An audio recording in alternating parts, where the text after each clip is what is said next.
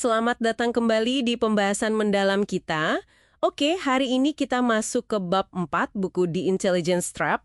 Ada teknik menarik nih soal pengambilan keputusan dari Benjamin Franklin. Ah iya, Benjamin Franklin. Sosok yang menarik ya. Betul. Coba bayangin deh. Philadelphia tahun 1787. Suasananya panas.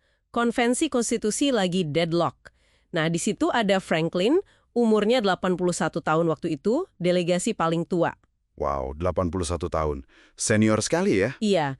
Dan sumber kita ini menyoroti gimana dia bukan yang ngotot sama pendapatnya sendiri, tapi malah mendorong kompromi. Menarik. Gimana caranya? Dia pakai analogi pertukangan.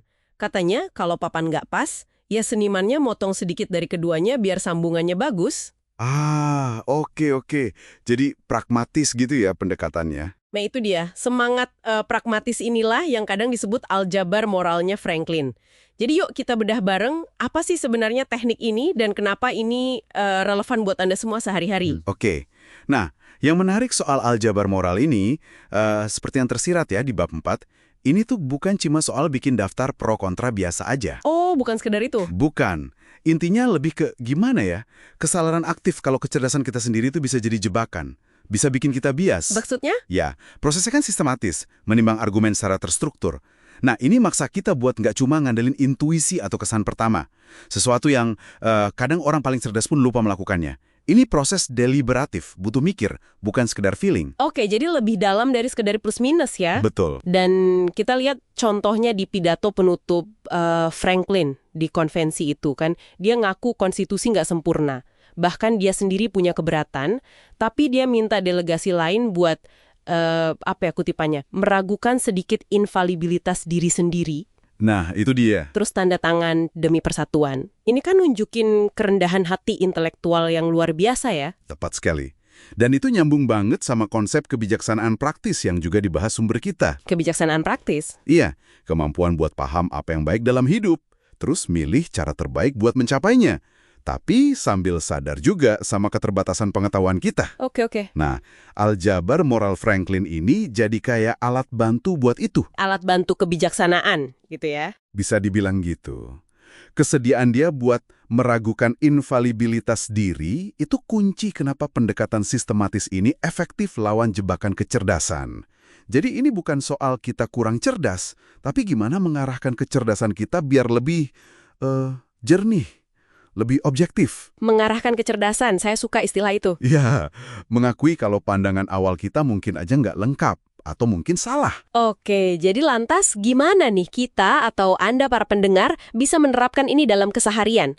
Seringnya kan kita langsung lompat ke kesimpulan ya berdasarkan keyakinan awal. Nah, iya. Pendekatan ini ngajak kita buat berhenti sejenak. Coba deh, petakan dulu. Apa argumen yang mendukung, apa yang menentang. Oke, pro kontra standar. Tapi lebih dari itu, yang penting juga area mana yang Anda nggak yakin atau nggak tahu sama sekali. Mengakui ketidaktahuan ya. Itu penting. Banget. Terus, apakah Anda sudah secara aktif nyari sudut pandang yang berbeda? Yang mungkin nggak sesuai sama preferensi awal Anda? Wah, itu tantangan tersendiri ya. Betul. Ini soal proses yang disengaja, nggak otomatis. Jadi intinya, Intinya sih, aljabar moral ala Franklin ini, seperti yang digambarkan semangatnya di sumber kita ya, itu membawa struktur sama kerendahan hati intelektual dalam proses ambil keputusan. struktur dan kerendahan hati. Oke? Iya, ini cara buat mastiin kita pakai kapasitas intelektual kita sepenuhnya. Bukan cuma sebagian yang mungkin udah dikuasai bias atau emosi sesaat. Tujuannya, yaitu kejernihan berpikir yang disengaja, sambil ngakuin kalau masalah itu kompleks dan penuh ketidakpastian. Sip, jadi ini bukan pengganti kecerdasan atau pendidikan ya, tapi lebih kayak alat bantu. Persis, alat bantu buat menerapkan kecerdasan kita lebih efektif, lebih nggak bias. Oke, nah buat Anda yang lagi dengerin, coba deh pikirin satu keputusan yang lagi Anda hadapi sekarang. Mungkin keputusan besar, mungkin juga kecil. Gimana kalau Anda coba pakai aljabar moralnya Franklin ini? Beneran duduk, nimbang pro kontranya secara teliti, terus jujur sama diri sendiri bagian mana yang Anda nggak yakin. Dan secara aktif coba pertimbangkan kemungkinan kalau pandangan awal Anda itu mungkin perlu disesuaikan.